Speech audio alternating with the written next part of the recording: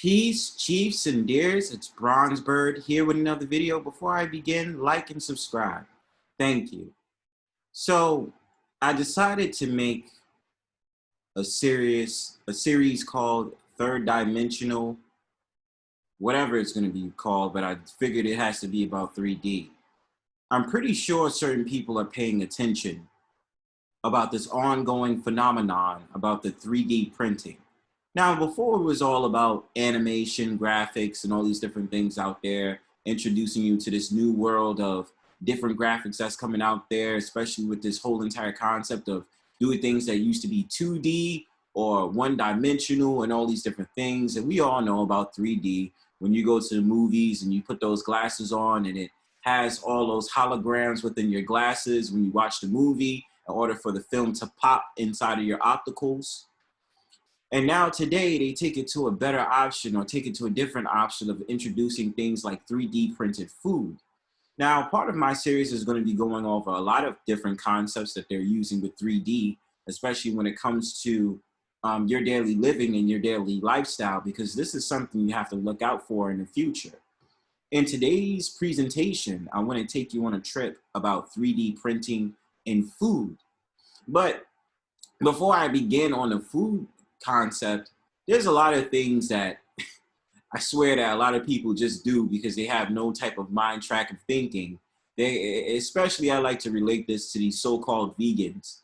The vegans out there that sit up there and trip you up because you still eating meat, and they'll go along with these whole entire concept like, well, it's really bad that you put it in your body and blah, blah, blah. But then you have these same so-called vegans that take their time to eat things like seitan, or eat things like soy products and all these imitations of meat, and then sit up there and talk about you're a wrong person because you're still eating beef or eating fish or eating pork and all this other stuff. Now, my thing about it is this.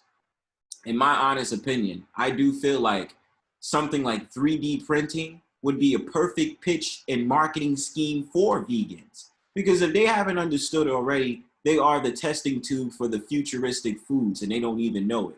You don't think that the bullshit takes place when they go out to these vegan food festivals? Now, I know it's different now because of COVID, but before COVID happened, that they had all these vegan food festival markets and testing out the foods and making imitations of like things like ribs and beef burgers and all that other stuff, and bullshit like Impossible Burgers and this, that, and the third with the plant-based protein and all this other stuff. Like, I mean, look, the thing about it is, at the end of the day, not just a joke on vegans about this stuff, but the futuristic idea of 3D printing food also has to deal with the fact of the matter that they are experimenting with food in general.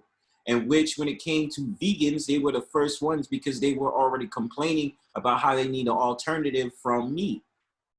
So I want to show you this video today so you can get a little bit of an understanding about what is it that I'm talking about. And I'll show you two articles, two websites that relates to this whole entire concept of 3D printing when it comes to food. And I mean, of course, it's another thing of adding an imitation into a food, but this is actually edible. Like, you literally can eat 3D printed food. So I'm going to share my screen.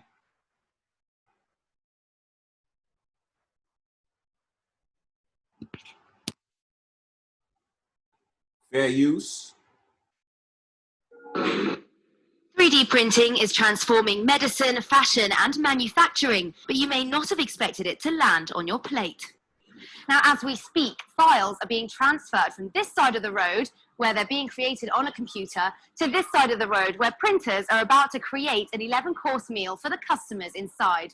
The ink used for tonight's guests: potato, avocado, chocolate, and passion fruit paste, printed layer by layer to create individually calibrated dishes at the click of a mouse. And the thing about it is that you'll see that they're creating all these different things with just a random imagination and keywords that's on there, and they go ahead and type something in and it imitates the flavors and all this other stuff. Again, this is why I say when it was the whole entire thing that happened with vegans is the exact same thing. It's all an imitation. They do this shit in the lab and they'll sit up there and say, well, it tastes just like this and it tastes just like that. The same thing happens with 3D printing. It's just that it becomes more complex. You understand? It's fun, but it will put you back £250 ahead. Company founder Anthony Dobrensky insists the concept of printing food isn't just a passing gimmick. 3D printing as applied to food, and for that matter 3D printing as applied to manufacturing processes, is just the next step in this constant evolution. It's the logical next step in terms of convenience, efficiency, sophistication, and also doing things that even couldn't quite be possible with a human hand. But No, the dude that's talking, that's all just a smokescreen. What he's really trying to say is this is the new wave of food that will be offered to you in the future, probably in the next few years. So you can expect that 3D printed food is going to be allowed in your most popular franchises, especially here in North America. Let's say something like Burger King, maybe not McDonald's, or they'll secretly do it in McDonald's but won't tell you. Whole Foods, and all these different places out there where you get your food. But I think that their first test is to test it out on vegans.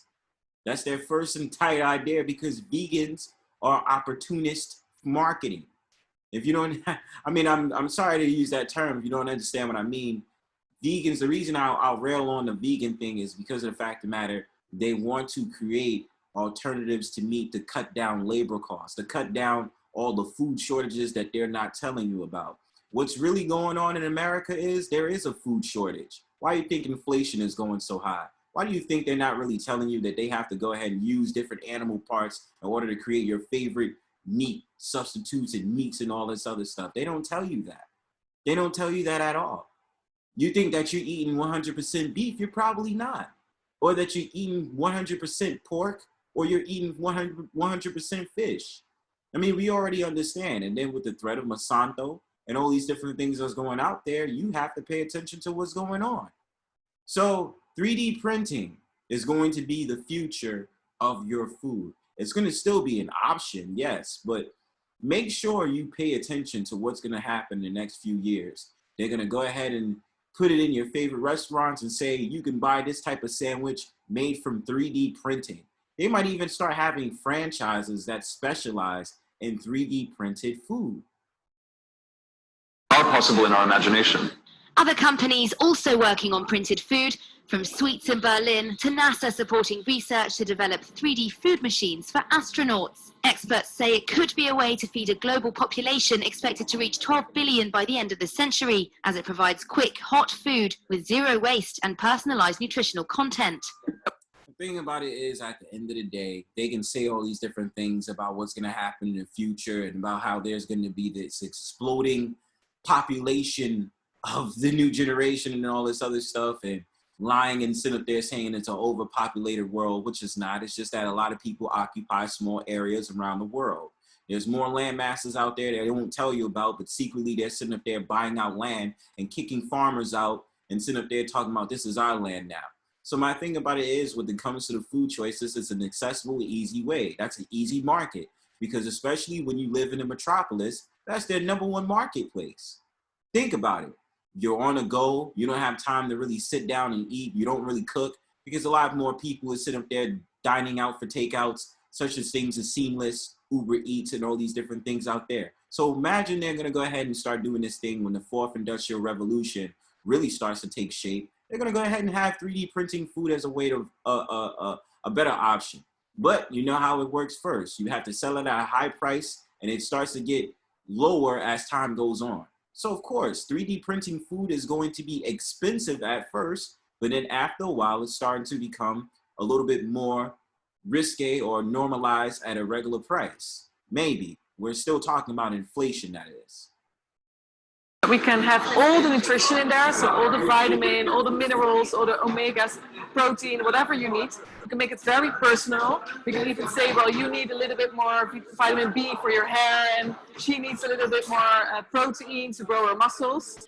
Perhaps a vision for the future, a 3D printer in every home between the microwave and the toaster, pizza delivered by email, and downloading dessert. But the food won't feel or taste conventional, and that might take longer for food lovers to digest. Peace to that. But just so y'all understand, this is something they haven't just been developing now. It's just the fact of the matter, they're testing it out now. I'm pretty sure they was doing this in labs probably back in the 90s or the 80s, and was sitting up there saying when the world starts to come more informed with the whole entire technology, they're gonna cut down a lot of these food costs. And let me say this also, because a lot of people don't even realize this, or maybe they should. A lot of businesses are gonna go, a lot of places are gonna go out of business because of this 3D printing thing. You know, it's the same. It's like the analogy that happened with Blockbuster. When you used to be able to get those movies, go to the movies, buy it, rent it out, and take it back. What depleted that? DVDs, and then all these other, and then Netflix and all this other stuff where you don't even. And now Netflix is the new cable. Nobody really wants to buy cable boxes anymore to watch regular TV. What do I got to do that for if I have an app? So imagine they start to have the whole entire thing with this food, this 3D printing food, and you become hungry, you can go ahead and just go over to some type of website or app and say, I want this type of food in my mailbox by 3 p.m. Will happen. Absolutely, without a shadow of a doubt. So I just want to show you something else really quickly.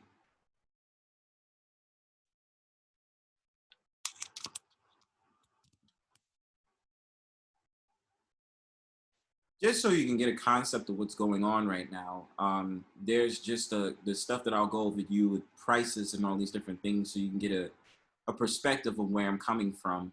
Shout outs to all3dp.pro. Just really quickly, I'll read this article to you guys just so you can get a concept of what is going on. Imagining a food 3D printer probably conjures thoughts of complex dishes created instantaneously with pinpoint perfection. And while this sci-fi future uttering tea, Earl Grey hot, or fish is still a ways off, we are certainly heading in the right direction. No, X out right, and you said you're heading in that direction. The food printer of today works similarly to an FDM 3D printer, tracing edible paste into precision shapes as determined by both a 3D model and slicing software. As a result, the food printer can pump out custom three-dimensional designs that simply couldn't be created by human hands. While there are many limitations to what these machines can do, especially in terms of materials, food printers already serve various purposes in the real world, making successive headlines in various media outlets with extravagantly designed edibles. The higher prices rule them out as something practical for many hobbyists, yet pastry chefs, catering companies, and even hospitals are making use of these machines to differentiate their food from the competition. What competition? I'm pretty sure that they're going to take over the competition or whatever they think is competition at that time. I don't even understand how they're saying this. This is the future of y'all food. Well, with all of that said, let's dive into what the food printer market looks like today. So right here, this is just an overview of the type of like printers they have and what they print out. So you can see on your screen that some of them include chocolate, such as the first one that says print to taste my cuisine, prints chocolate, uses at home, 105 by 80 by 50 print volume, and the price is wavering around $440 or 398 pounds if you live in the UK. By Flow Focus, thick paste, catering, 208 by 228 by 150, $4,300, 3,900 pounds.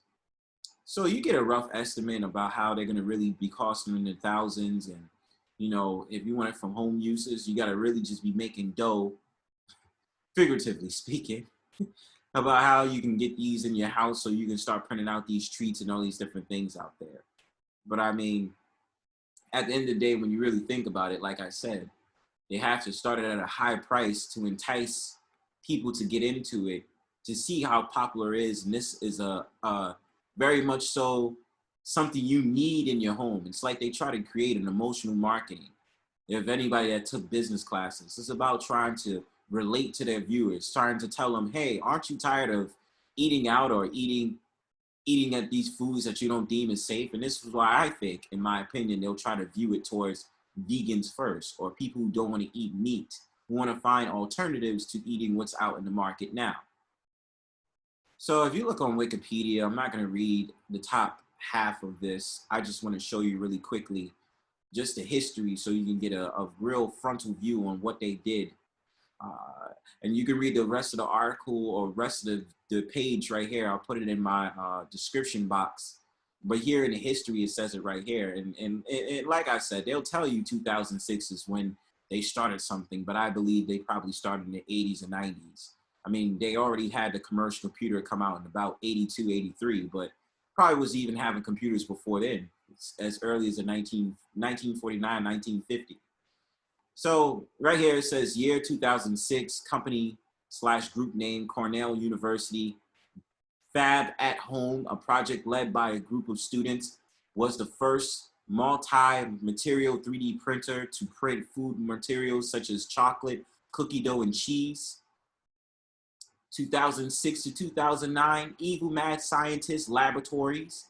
Candy Fab was able to print large sugar sculptures by using hot air to selectively melt and fuse sugar grains together. 2012, Chalk Edge, PP, I don't even know what that means. 2012 to 2015, BioZoom, GmbH. Performance was a project focused on printing easy to chew and easy to swallow food for seniors. 2013, Modern Meadow. In vitro meat was printed for the first time using a bioprinter. 2014, 3D Systems and Hershey's, a chocolate printer that prints various shapes, sizes, and geometries using milk, dark and white chocolate was introduced. 2014, Natural Machines, Foodini, a commercially available printer was introduced. This printer is able to print a wide range of ingredients and comes with an application that allows users to remotely create designs. 2015, T&O and Barilla, a pasta printer, and an annual competition for the best pasta to design are introduced.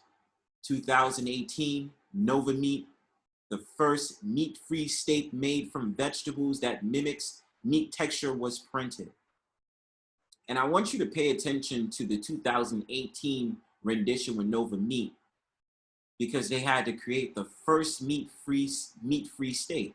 And now you get to understand why I say when it comes to these type of products, while they'll try to make it towards vegans, and why I usually say vegans is just a test tube and a catalyst to how they want to put it out in the future, because they have an understanding. There are people out there that might have did their little research on YouTube, Google, and all these different things out there.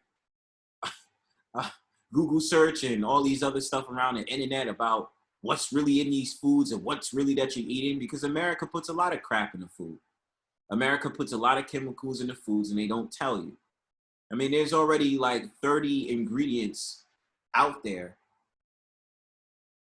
in which is banned in other countries.